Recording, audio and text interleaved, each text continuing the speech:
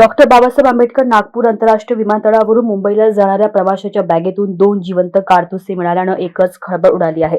इरफान खान सरदार खान असे या प्रवाशाचे नाव असून तो मुंबईकडे प्रवास करत होता. सुरक्षा तपासणी दरम्यान CISFच्या जवानांनी इरफानच्या बॅगेत कारतुसे आढळून येताच त्याला तातडीने थांबवले व चौकशीसाठी बाजूला घेतले. यावेळी त्याच्याकडे कारतुसे कुठून आली याबाबत विचारणा केली असता त्याने समाधानकारक उत्तर देण्याचे टाळले. त्यामुळे घटनेची माहिती सोनेगाव पोलिसांना देण्यात आली.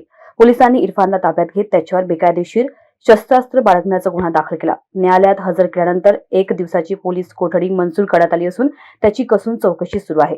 सध्या इरफानकडून कारतुसे कुठून आल्या, त्याचा उद्देश काय होता याचा तपास पोलिसांकडून सुरू असून तो उडवाउडवीची उत्तरे देत असल्याचे पोलिसांनी सांगितले.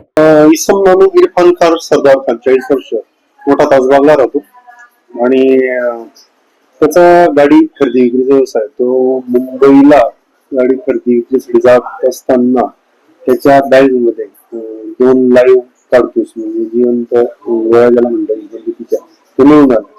तर त्या आपण जप्त करून त्याच्या विरुद्ध आरमॅटचा गुन्हा दाखल केलेला आहे आणि सध्याची त्याचा तपास चालू आहे. सदर गुन्ह्यात त्याला मान्य न्यायालयाकडून 1 दिवसाची PCR देखील घडलेली आहे आणि आज त्याला परत न्यायालयात हजर करणार पुढील PCR. सध्या त्या तपासात त्याची गुन्हेगारी पार्श्वभूमी म्हणजे त्यावर ते मागील गुन्हे असल्याचं आढळून आले नाही.